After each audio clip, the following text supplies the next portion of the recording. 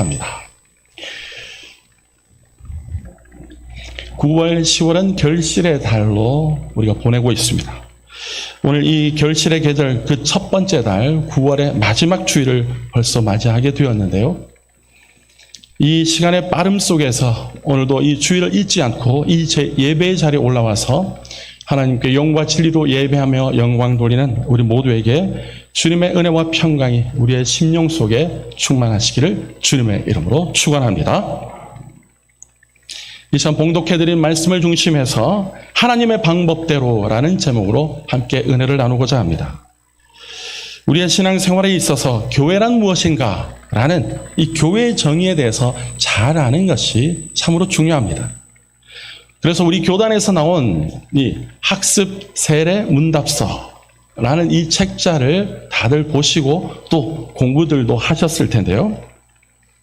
여기 제2편 세례 입교 문답 제7장 교회와 성도의 생활을 보면 이 교회의 정의와 특징, 또 예수님과 교회의 관계, 교회의 3대 영적 권세, 예배와 예배 생활 등등에 관해서 아주 간략하면서도 핵심적인 것들로 잘 정리해 두었습니다.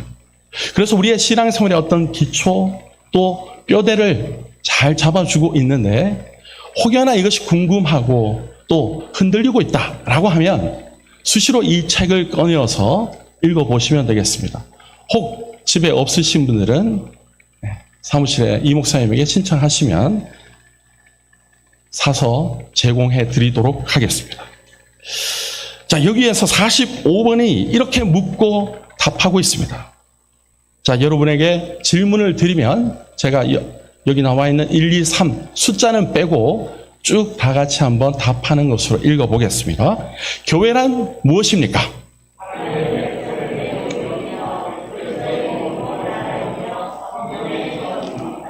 아멘. 이 교회란 정의에 대해서 이렇게 아주 성삼위 하나님의 그 이름과 연관지어서 잘 알려주고 있습니다. 하나님의 백성들의 모임이며 그리스도의 몸이고 나라이며 성령의 전이다. 곧 우리 한 사람 한 사람들이 그런 복된 존재고 우리가 모여서 이렇게 교회를 이루고 있다는 것이죠. 그리스도의 몸인 교회를 섬기는 것, 이것 자체가 바로 우리는 신앙생활이다라고 할 수 있습니다. 성도된 우리가 교회에 어떤 서비스를 내가 제공하는 것이 아니라 물론 그것이 포함되어 있지만 이 성도로서 당연히 해야 될 일을 하는 것, 그것이 바로 신앙생활이라는 겁니다. 그러니까 교회를 섬기고 공동체를 섬기며 우리 성도들 서로를 섬기는 이것이 나의 생활이라고 생각해야지 내가 가지고 있는 어떤 것으로 특별한 서비스를 제공하는 것으로 생각해서는 안 된다는 것입니다.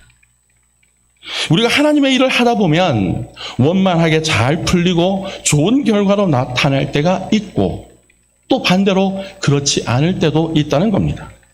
원만하게 잘 풀리고 잘 될 때는 하나님께 영광이 되고 뿐만 아니라 그 일을 행하는 모든 사람, 그 속에 포함된 나도 힘을 얻고 또 무엇보다 믿음의 확신이 더 생기게 된다는 거죠.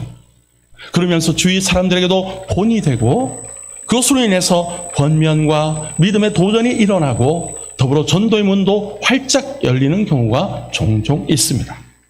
이럴 때는 일명 꿩 먹고 알 먹고 도랑치고 가재 잡고 이렇게 아무튼 일석이조 일석삼조 두루두루 좋다는 것입니다. 그런데 하나님의 일이라고 해서 항상 좋은 결과만 있는 것은 아니다라는 겁니다. 속된 표현으로 죽으라고 하나님의 일에 열심을 다했는데 그 결과가 영 신통찮을 때가 있다는 것입니다. 참 이럴 땐 난감합니다. 하나님께 어떤 영광이 있는지도 모르겠고 주위 사람들에게 전혀 본이 되지도 못하고 그것이 또 좋은 소문으로 지역사회에 나지 않을 수도 있으니 말입니다. 그러다 보면 그 일에 동참한 성도들이 힘도 빠지고 확신도 안 생기고 낙심도 되고 낙담도 되고 어떤 경우는 포기도 되고 좌절하게 되기도 합니다.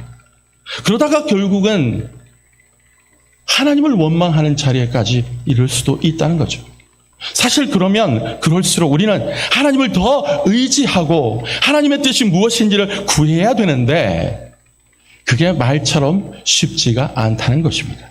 자, 우리는 그것을 인정하고 가야 됩니다. 자, 그리고 이럴 때 신앙생활이 힘들어지기도 합니다. 하나님의 일을 열심히 했는데도 불구하고 그 결과가 좋지 않을 때 이런 경우에 우리는 어떻게 행해야겠습니까? 자, 오늘 본문 말씀에 다윗의 상황이 바로 그렇습니다. 본문에 기록된 다윗의 모습과 오늘 우리 자신의 모습을 한번 비교해 보면서 하나님께서 원하시는 방법이 무엇인지 알아보고 그 가운데 은혜를 받고자 합니다. 다윗은 우리가 모두가 잘 아는 대로 하나님을 향한 믿음과 사랑과 열정이 참으로 대단했던 사람, 그래서 하나님께서 내 마음에 합한 사람이라고까지 평가하고 칭찬하고 극찬한 사람이 다윗이다라는 겁니다. 그 누구보다 다윗은 하나님께 충성했고 하나님의 나라와 하나님의 영광을 위해서 노력하고 힘썼던 인물입니다. 다윗 이후에 모든 열왕의 기준이 바로 다윗이죠. 그런 다윗도 모든 일이 순조롭게 원만하게 잘 풀리지만은 않았다는 것입니다. 오늘 본문은 그 중에 하나입니다. 다윗이 하나님의 법궤를 옮기는 내용이 기록되어 있는데 이 내용을 정확하게 이해하려면 사무엘상 초반에 등장하는 엘리 제사장 시대로 올라가야 합니다. 엘리 제사장이 사사로 있던 시절에는 이스라엘 백성들이 하나님 앞에 제대로 서 있지 못했습니다. 불신앙적이고 우상 숭배하며 각종 죄악이 넘쳐났던 그런 암울하고 어두운 시대였다는 거죠. 그때 하나님께서는 이스라엘을 징계하기 위해서 이 블레셋이라는 나라를 들어 사용하십니다. 블레셋이 군대를 일으켜서 이스라엘을 쳐들어오고 또 그 쳐들어와서 싸울 때마다 이스라엘은 백전백패, 또 블레셋은 승리하고 이스라엘은 또 참패를 당하는 결과가 있었죠. 그래서 이스라엘이 싸울 때마다 이 블레셋에게 지니까 이스라엘 백성들의 실망이 이만저만이 아니었습니다. 우리가 하나님의 거룩한 백성이고 선민인데 이렇게 저 이방 나라 블레셋에 져서야 되겠는가? 계속 지고 있는 것이 너무나도 슬프고 너무나도 실망스러웠습니다. 자, 그렇게 모여서 함께 어떻게 하면 이 블레셋을 이길 수 있을지 머리를 싸매고 고민을 하기 시작했습니다. 왜 전쟁에서 우리가 승리하지 못하는가? 왜 매번 블레셋에게 지는가? 그 이유를 살펴보니까 그것이 바로 하나님께서 함께 하시지 않기 때문이라는 결론을 얻습니다. 그것은 맞는 이야기죠. 자, 그럼 어떻게 해야 하나님이 함께 하시겠는가? 라는 그 방법을 찾습니다.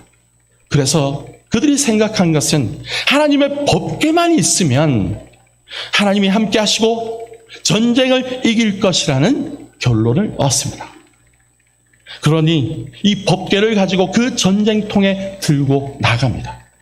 자, 그러나 법궤만 있다고 해서 무작정 하나님이 함께 하시는가? 사실 그것은 어림없는 소리다라는 것입니다.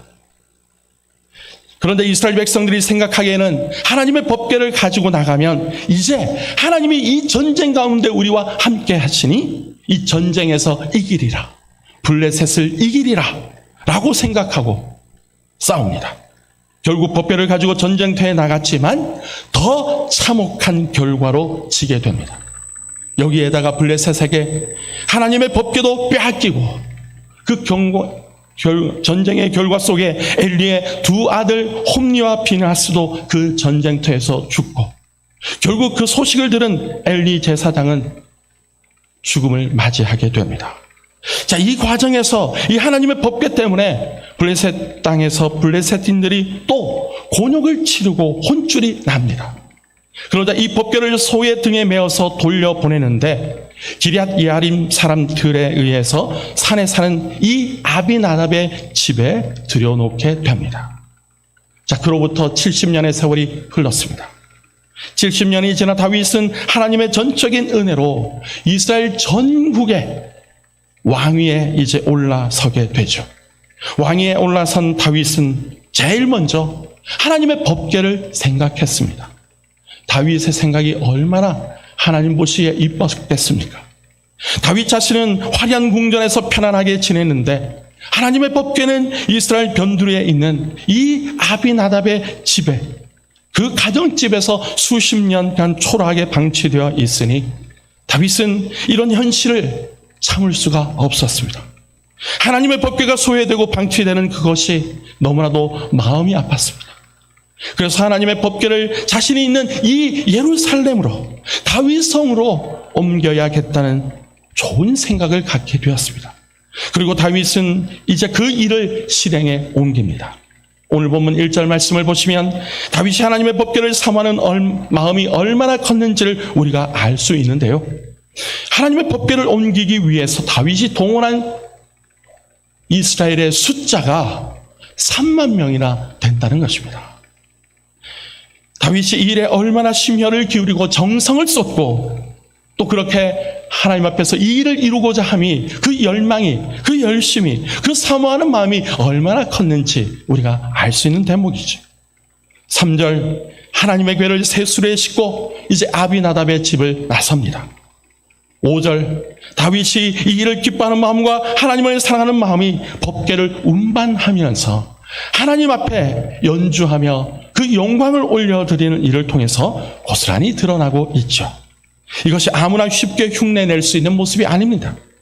그것을 다윗이 보여주고 있는데 이런 다윗의 마음이라면 하나님께서도 충분히 아시고 기뻐하셨을 것이다 라고 보통의 우리 사람들은 생각을 합니다. 그러나 하나님의 반응은 우리의 이런 생각과는 전혀 다르게 나타난다는 것입니다. 다윗과 이스라엘 온 족속은 기분 좋게, 즐겁게, 기쁘게 법궤를 옮기고 있습니다. 거대한 축제 행렬이라고 할 수 있죠. 그러다가 나곤의 타작마당을 지날 때 소들이 갑자기 미친 듯이 날뛰기 시작합니다. 자연히 수레가 요동을 치고 법궤가 땅에 떨어질 것만 같습니다. 그래서 곁에 있던 이 앞서서 이 법궤 앞에 수레를 몰고 있던 두 사람 중에 한 사람 우사가 손을 뻗어서 이 법궤를 붙잡습니다. 땅에 떨어지면 안 되니까 그가 잽싸게 이 법궤를 붙잡습니다. 당연히 그래야 하는 것 아닙니까? 그런데 오히려 하나님께서는 진노하시고 그 자리에서 우사의 생명을 치십니다. 우리 다 같이 오늘 보면 7절, 8절 두 절의 말씀을 한 목소리 읽겠습니다. 7절, 8절 시작. 여호와 하나님이 우사가 잘못함으로 말미암아 진노하사 그를 그곳에서 치시니 그가 거기 하나님의 궤 곁에서 죽으니라. 여호와께서 우사를 치심으로 다윗이 분하여 그곳을 베레스 우사라 부르니 그 이름이 오늘까지 이르니라. 아멘. 베레스 우사란 그 나라주 1번 그 아래 보시면 설명이 되어 있는 것처럼 우사를 침이라는 뜻입니다. 자, 잔치집 같았던 이 분위기가 갑자기 초상집이 되었습니다. 그리고 무엇보다도 다윗의 실망이 너무나도 컸습니다. 다윗은 이 일을 준비하면서 한 점 사심도 없었습니다. 정말 하나님에 대한 사랑과 믿음과 순수한 열정만으로 이 일을 준비했고 이 일을 시작했던 것입니다. 그것도 자기가 할 수 있는 모든 것을 최선을 다해서 행했습니다. 그러나 다윗에게 돌아온 것은 하나님의 진노였습니다. 하나님이 우사의 생명을 치시니까 두렵기도 하고 또 한편으로는 너무나도 분이 나고 화가 났습니다. 가장 기쁘고 즐거웠던 순간이 이 한순간으로 말미암아 가장 두렵고 떨리는 일이 되어버렸습니다. 다윗으로서는 자신의 마음을 몰라주시는 하나님이 야속하게 느껴졌을 겁니다. 왜냐하면 순수한 마음, 뜨거운 열정, 할 수 있는 최선의 노력과 정성, 이렇게 다윗이 준비한 것은 모든 것이 보기에 완벽했기 때문입니다. 그런데 하나님은 그것을 진노로 갚으시고 있으니 얼마나 마음이 그러했겠습니까? 그야말로 최선을 다해서 하나님의 일을 했다는 거죠. 이럴 때 실패하면 좌절과 실망이 클 수밖에 없습니다. 그리고 화가 날 수밖에 없습니다. 오늘 우리도 마찬가지 아니겠습니까? 이렇게까지 노력했는데 실패하거나 하나님이 기뻐하시지 않으시면 도대체 어떻게 하란 말입니까? 그렇게 따지고 덤벼들 수 있는 것 아니겠습니까? 물론 다윗은 최선을 다했습니다. 하지만 하나님의 입장에서 보면, 하나님의 관점에서 보면 결정적으로 부족한 것이 하나 있었습니다. 그것은 바로 하나님의 말씀을 따라 하나님의 방법대로 하지 않았다는 겁니다. 다윗에게 순수한 마음도 있고 순전한 믿음도 있고 그 열심과 또 최선을 다해서 정성을 쏟는 노력도 있었습니다. 하지만 정작 하나님의 말씀대로 행하는 하나님의 방법을 취하지 않고 못했다는 겁니다. 법궤를 옮기는 일에 대해서 다윗이 너무나도 몰랐죠. 다윗의 마음이 너무나도 앞선 나머지 그것을 자신의 생각대로만 준비하고 행했다는 것입니다. 자, 그것을 어떻게 해야 되는지 제사장이 알려주고 선지자가 알려줘야 되는데 그 부분에서도 침묵하고 있으니 참으로 안타까운 일이죠. 하나님의 방법이 무엇인지 그것을 찾았어야 되는데 그걸 찾을 생각조차 하지 못하는 그의 마음이 급한 것이 문제였습니다. 그러니까 하나님의 법궤를 수레에 싣고 그 수레가 새 수레라고 할지라도 소가 끌고 가는 어처구니 없는 일종의 만행을 저질러 버렸습니다. 다윗은 블레셋 사람들이 하나님의 법궤를 돌려보낼 때 썼던 그 방법으로 블레셋 사람들의 전례를 따라서 하나님의 법궤를 옮기는 큰 잘못과 큰 실수를 한 겁니다. 일명 세속화가 교회 안에 들어온 것과 마찬가지다 할 수 있는 것이죠. 하나님의 방법이 아닌 블레셋의 방법, 세상의 방법을 따라서 법궤를 옮긴 것, 바로 이것이 다윗이 실수한 결정적 장면이라는 겁니다. 하나님의 법궤는 반드시 하나님이 정하신 하나님의 말씀을 따른 하나님의 방법대로 운반해야만 하는 겁니다. 우리가 하나님의 일을 하면서 교회를 섬기면서 신앙생활하면서 우리가 하나님의 말씀에 따른 하나님의 방법대로 해야 그 모든 시작과 과정과 결과를 통해서 하나님께 영광이 온전히 올려지는 줄로 믿습니다. 하나님의 법궤를 옮기는 방법이 출애굽기 25장 12절로 15절, 민수기 4장 4절로 6절, 15절, 7장 9절에 기록되어 있습니다. 이 법궤를 운반할 때 지켜야 할 사항이 자세하게 기록되어 있는데 그 내용을 정리해 보면 이렇습니다.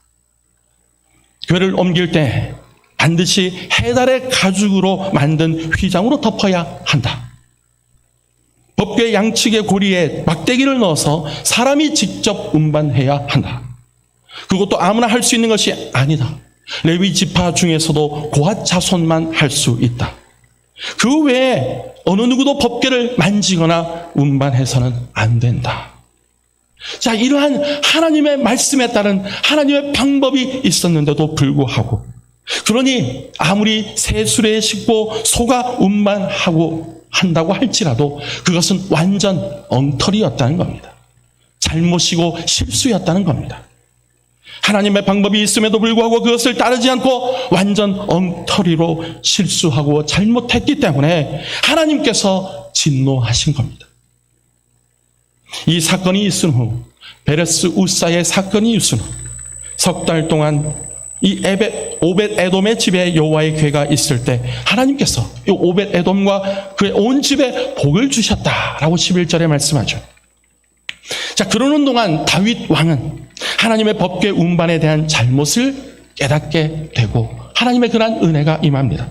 다시 법궤를 옮길 결심을 하고 이 일과 관련된 사람들을 불러서 그 깨달음을 이야기하고 이제 하나님의 방법대로 행하는 대목이 등장하는데 역대상 15장 11절로 15절에 이렇게 기록되어 있습니다. 조금 길지만 우리 다 같이 한 목소리로 함께 읽겠습니다. 역대상 15장 11절로 15절까지 시작. 다윗이 제사장 사독과 아비아달을 부르고 또 레위 사람 우리엘과 아사야와 요엘과 스마야와 엘리엘과 암미나답을 불러 그들에게 이르되 너희는 레위 사람의 지도자이니 너희와 너희 형제는 몸을 성결하게 하고 내가 마련한 곳으로 이스라엘의 하나님 여호와의 궤를 메어 올리라. 전에는 너희가 매지 아니하였으므로 우리의 하나님 여호와께서 우리를 찢으셨으니 이는 우리가 규례대로 그에게 구하지 아니하였음이라 하니, 이에 제사장들과 레위 사람들이 이스라엘 하나님 여호와의 궤를 메고 올라가려 하여 몸을 성결하게 하고, 모세가 여호와의 말씀을 따라 명령한 대로 레위 자손이 채에 하나님의 궤를 꿰어 어깨에 매니라. 아멘. 하나님의 일을 하는 데 있어서 그 중심에 어떤 마음을 가지고 하느냐, 그것은 너무나도 중요합니다. 하나님은 가식적인 것을 아주 싫어하시기 때문입니다. 최선을 다하는 것도 역시 중요합니다. 그런데 여기 못지않게 중요한 것이 있으니 바로 하나님의 말씀을 따르는 하나님의 방법대로 하는가, 그것이 중요하다는 겁니다.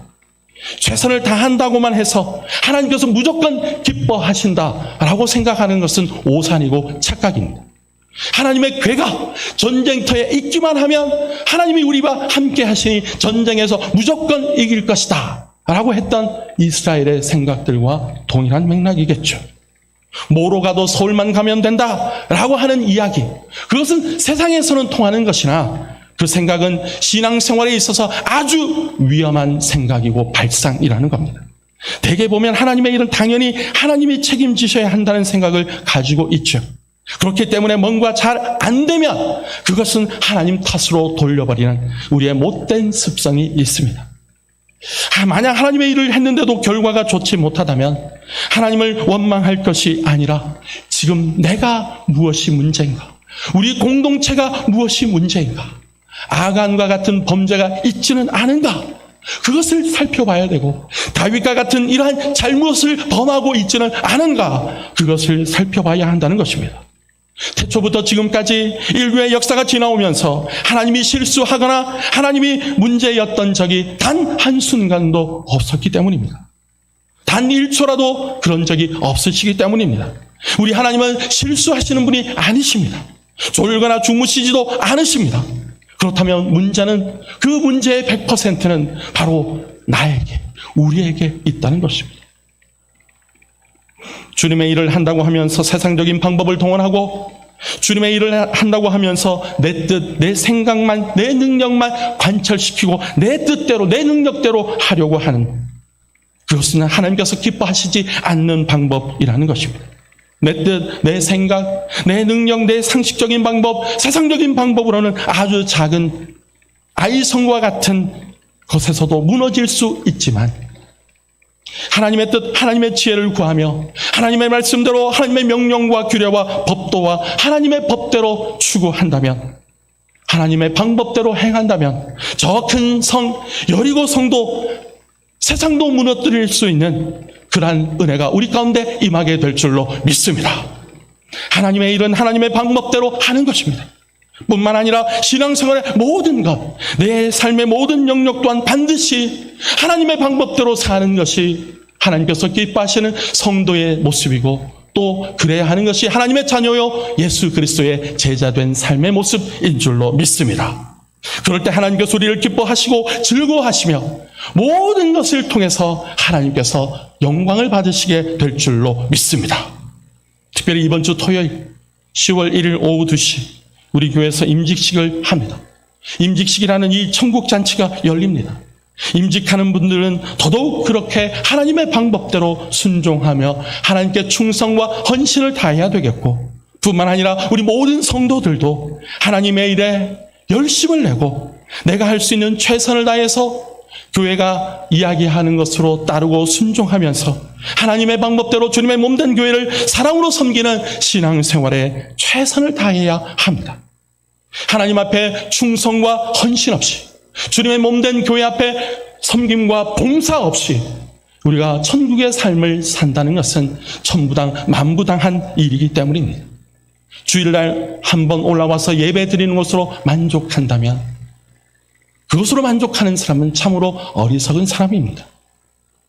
우리는 하나님의 말씀을 따라 하나님의 방법대로 하나님 앞에서 일하고 하나님 앞에서 섬기고 봉사하는 주님의 몸된 교회 공동체의 한 지체이니, 우리가 하나님의 영광을 위해서 하나님의 일에, 하나님의 명령 앞에 충성과 헌신을 다하고 섬김과 봉사를 행하는 우리 모두가 되고 복 받으시기를 간절히 소원합니다. 그러므로 우리 모두 사는 날 동안 하나님의 말씀이 우리 삶 가운데 이루어지기를 소원하면서 하나님의 방법대로 우리 삶의 모든 모습을 변화시키고 또 하나님의 말씀을 따라 하나님의 방법대로 신앙생활하면서 은혜에 충만한 그러한 삶, 특별히 이번 한 주간은 임직식을 앞두고 특별 새벽 기도회를 선포합니다. 이 하나님의 방법에 이 기도는 너무나도 중요하기 때문에 우리 모두가 열심을 내어서 하나님 앞에 나와 기도하며 이 임직식이 진정한 천국 잔치가 될 수 있도록 베레스 우사와 같이 어떤 어려움을 닥치지 않도록 우리가 하나님 앞에 간절히 기도하면서 하나님의 방법대로 나아가 하나님께 영광 돌리는 우리 모두가 다 되시기를 주님의 이름으로 축원합니다. 기도하겠습니다. 좋으신 하나님 아버지 은혜를 감사합니다.